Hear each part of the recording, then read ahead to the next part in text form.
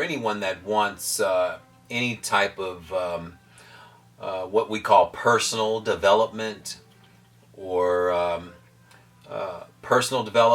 self-help or just assistance on how you can be better, whether you have relationship challenges or whether you have just overall life challenges, unresolved issues, whether it be with a family member, unresolved issues with a family member, child, spouse, former spouse, uh, an old friend that you haven't seen in a while.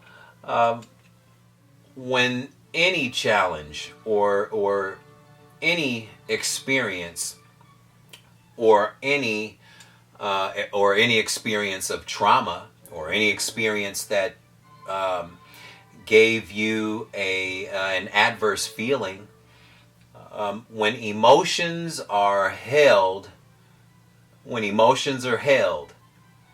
and held on to so faithfully, it can and usually does initiate major health issues, because over a period of time, all of the emotional hurts from relationships, whether it's emotional hurts from other life circumstances, whether it's emotional hurts from have you having unresolved issues or things that you haven't resolved within you for 10, 20, 30 years. And because you've allowed these emotions to fester and accumulate, negative emotion has mass, and negative emotion will begin to become heavy. And when you have all this negative emotion within you, it will change your physiology. And so many people become ill by way of holding on to grieves or have grievances or holding on to grief or having unresolved grievances against whomever, doesn't matter. But when emotions or feelings of a certain event have been so internalized that it begins to make you sick, so many people have developed a variety of cancers because of unresolved dilemmas, life dilemmas, or unresolved issues with family members, or just things that you may not have acknowledged for many years. And if you've created a wedge between yourself and others, and you find yourself being alone more often, or finding that others may not want to be in your presence as often, these are the things that you may want to consider and take a look in the mirror, because all things that happen to all of us are a reflection of our daily vibration. Whatever our daily vibration is, however we feel on in regular layman terms, however we feel on a day-to-day basis, this will dictate how our lives will be conducted. And it will dictate the circumstances that will happen throughout the day. All people can plan or pre-plan how their day is going to be. Everybody can plan how their day is going to go. So if and you can plan for your day to go your way. All of us can do that. All of us can plan on having a great day every day. And therefore, by way of doing that and having that action, having ill health won't even be an afterthought. I mean, your body only knows health. Your body only knows health, and your body will do whatever is necessary to keep you functioning at the highest level possible, according to however you've treated your body or your body temple. So if you have unresolved issues of post-traumatic stresses, and they haven't been resolved within you, and you haven't allowed yourself to express them, because it's inside of you and it wants to come out. You know it wants to come out. You can feel it. But some people may not have the vocabulary or the words to express exactly what they're feeling. And because of that, the expression has to come out in some way, so therefore now it's expressed in adverse ways, whether it's through violence, yelling, screaming, creating argument, drama, you name it. So unresolved or resolving unresolved issues is freeing. It's freeing. And all of us can free ourselves, or all of us have the potential to free ourselves. Once we do acknowledge that we have unresolved issues and different aspects and avenues of life that we would like to resolve, so we can move forward in a direction of being better. In a direction of being better. And so having unresolved or solving whatever dilemmas, and most dilemmas and unresolved childhood challenges are allowed, or people allow their childhood challenges to become a part of their adulthood challenges. I mean, and because of this, and because children don't have the wherewithal in those moments to know how to channel their emotions. I mean, usually children, if they're feeling a certain way, they don't wallow in the emotion to the point to where they begin to identify it as something that belongs to them permanently. If something bad happens to them, they process it in the moment, and then they move forward. And hopefully it doesn't happen again. And usually they will have no further thought of it, because they haven't created an identity for that feeling. So if you haven't created an identity for the feeling, then it will pass, and it won't linger, because you haven't created any identity for it. So therefore there's no chemistry to be created. So again, whether you're in a relationship, or any of relationships, social gatherings,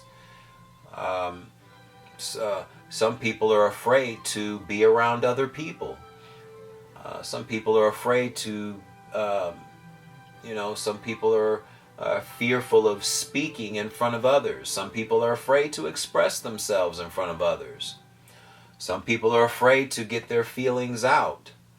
And until the fear factor subsides,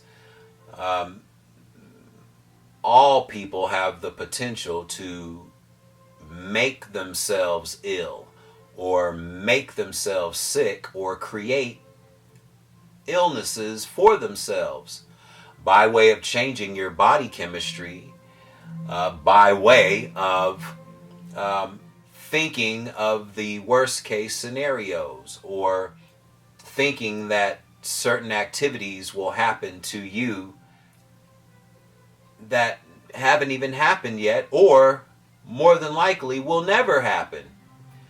But you have the belief that possibly something will happen. So having resolve within oneself is paramount.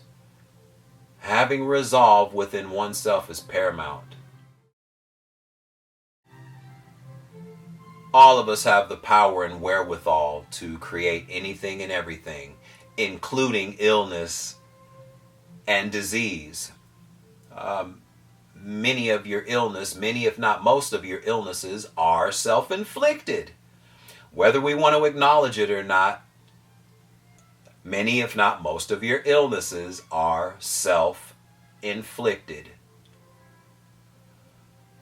It's, for many, it may be a hard pill to swallow.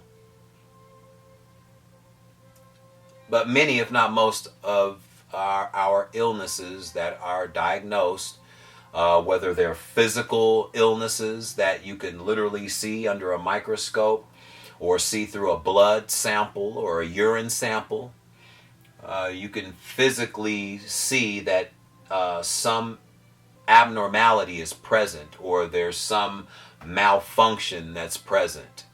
You can see it. Diabetes, low blood count, lymphoma. These are things that you can see, physically see. Cancerous cells. You can see this. A fracture. Things like this that you can see. Then you have illnesses that, or emotions that we create that are labeled as illnesses.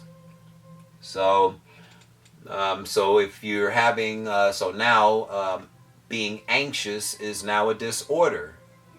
Anxiety disorder, being anxious. Possibly anticipating separation or divorce from a specific union, or longevity of a union, like marriage, or even in any long-term relationship. Possibly separating that union is now a disorder. Separation anxiety. Disorder. It's a disorder. If two people decide to part ways, but still possibly, two people part ways physically, but emotionally there may still be an attachment. Because you can part ways physically, but emotionally and spiritually you still may have a bond. Because that's how energy works. So, but now that's been classified as a disorder. Separating yourself from the one that you're, separating yourself from the one that you've been attached to for however, so many years, a finite amount of years.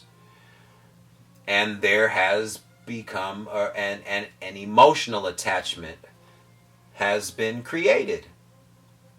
And that's normal. That's normal. That's not a disorder. Anytime there's a spiritual or emotional connection, those don't detach as easily as a physical detachment.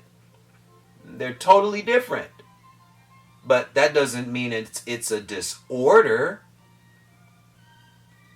But this is the society that we live in, that our emotions have to be that our emotions have to be labeled as illness.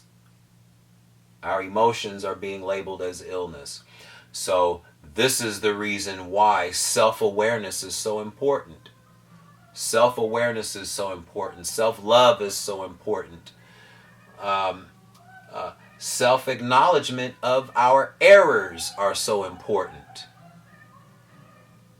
Self-acknowledgement of our errors. And acknowledge them. Because once you acknowledge them, it frees you.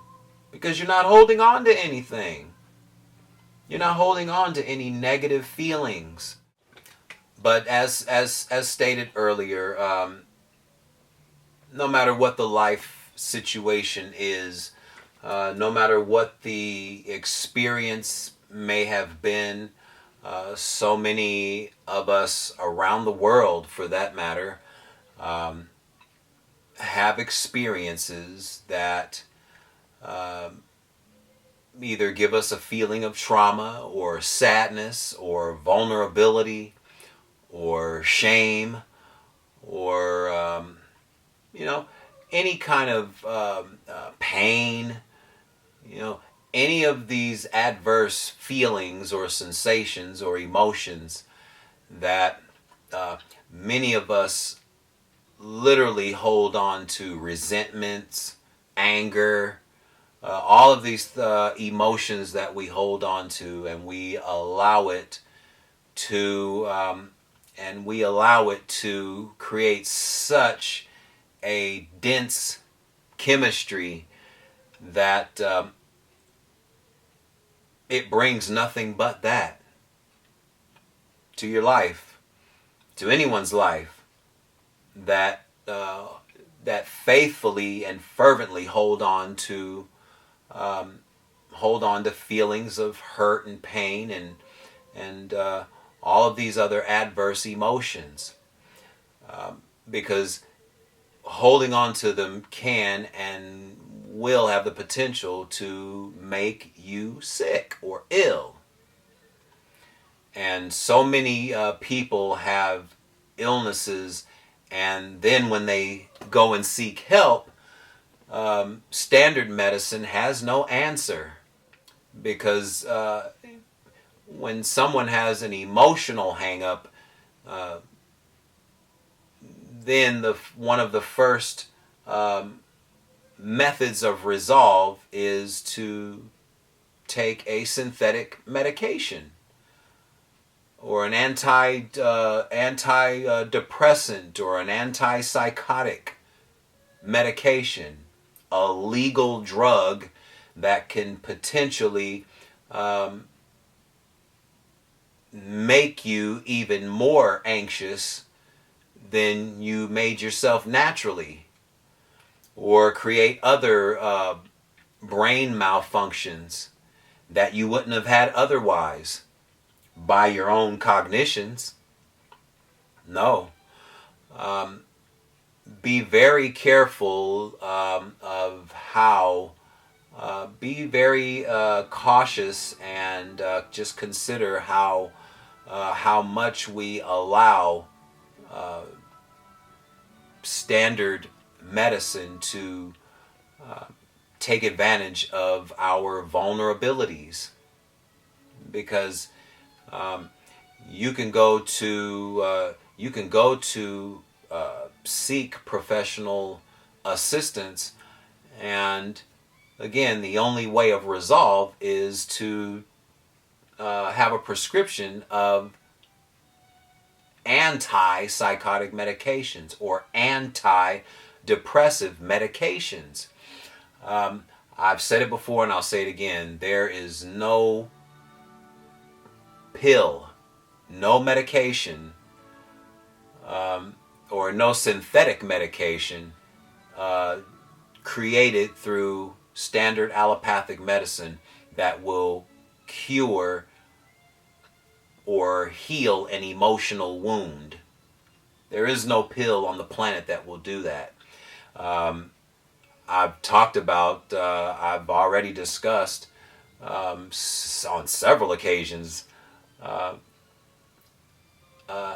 how, medicine, taking too much medicine or ingesting too much, an overabundance of medication, especially antipsychotic or antidepressive medication,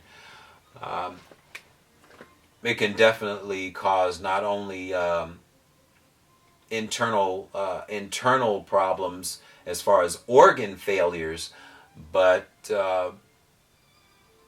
inevitably it has the potential, or these legal synthetic antipsychotic drugs have the potential to change your entire brain chemistry. So therefore, you may be feeling vulnerable and shameful as being part of your daily habit, because you've taken these medications that will that can potentially, most people create a dependency for. And the moment you feel like you may have a moment of anxiety or a moment of depression or sadness, or feeling the blues, having episodes of feeling happy one day, and you get some tragic news, and then you feel bad the next day, and they call that having bipolar disorder. When you understand how your neurology works in your brain or functions in your brain, the same way your brain presented you with a feeling of anxiety, that same brain can present you with thoughts and feelings of happiness or betterment, or feelings of joy, and feelings of just being happy or feeling better. Your brain can take you to a state of depression, or your brain can take you into a state of bliss. I mean, you're in control. No circumstance is to be no circumstance or experience is to be so bad that it makes you sick. But again, this all goes back to how we choose to filter our circumstances, how we choose to filter our situations, how we choose to filter our life experiences or events, traumatic or not.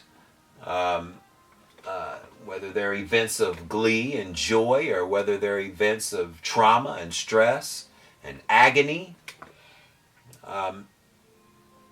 Know that these are all emotions and sensations, and they don't have to be, none of these emotions, or none of these negative emotions, anxiety, depression, perpetual sadness, right? Perpetual anger. No one, all of these emotions, when allowed to fester for a variety of reasons, that everyone has their own personal reasons for holding on to anger and resentment, and but the only person you're hurting is yourself. At the end of the day, the only person you're hurting is yourself. Not the person that you have the resentment towards, because they've moved on with life. They've moved on with their lives. They might not even be here anymore. And you're still holding on to resentment, still holding on to anger, still playing the blame game, blaming everyone else or blaming outside influences for the decisions you chose. But nothing is to, no circumstance is to be so out of control that it makes the individual sick, or or have major illnesses. Cancer, the two or the three still most prevalent illnesses still to this day are cancer, heart disease, and diabetes. Cancer, heart disease, diabetes. Why are they still number 1, 2, and 3? Cancer, heart disease, diabetes. Or once upon a time, heart disease was called hypertension. Or again, being overly anxious, anxiety, hypertension, causing the heart to beat at an erratic rate. All of you're releasing so much adrenaline and sugar and all these things into your bloodstream. Every time you have anger and stress and all these things, you're polluting your bloodstream. Depression, you're polluting your bloodstream. You're polluting your blood with adverse chemistry that you make out of your brain.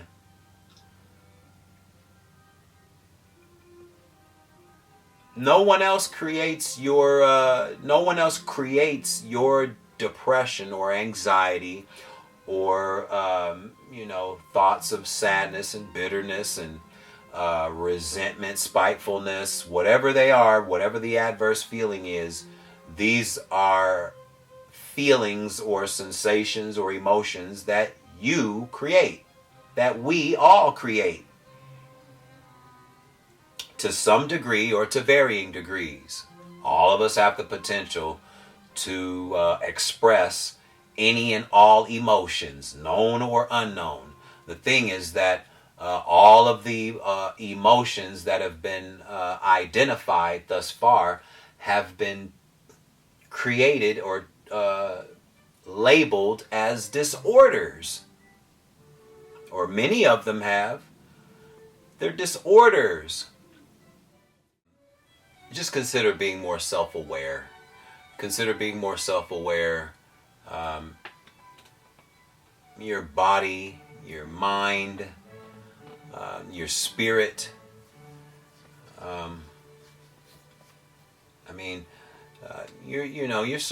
All of us are surrounded by energy. It's we're using it every day. So why not consider using it consciously and to our advantage? We're surrounded by it. Let's use it collectively. Let's get with other people that want to use it collectively for the greater good, to successfully accomplish our endeavors, so we can enjoy this life. This earth is too beautiful and colorful to not be able to enjoy it in abundance, and without feeling like there's not enough for you or for me or for the next person or for your neighbor. There's more than enough to go around for all of us 2 or 3 times over. Now, some of us have been convinced otherwise, but there's more than enough for all 7 billion people on this planet to live exactly how they want. In bliss, happiness, riches and wealth at whatever level that's comfortable for them. All of us have the potential to do just that. Not being ill for a lifetime because we haven't channeled our emotions in a different way. Not most, but many successful people can't truly enjoy their successes because they have old hang-ups and resentments and gripes and spitefulness and evil intentions and maliciousness and all these other traits, character traits, and they're so busy trying to tear everybody else down, So they won't have competition, and they make themselves sick because they feel like there's not enough to go around and they have to have all of it. And you can't have any of it, or you can only have very little of it. But this planet and its resources are enough to where all people on this planet can live abundantly and peacefully.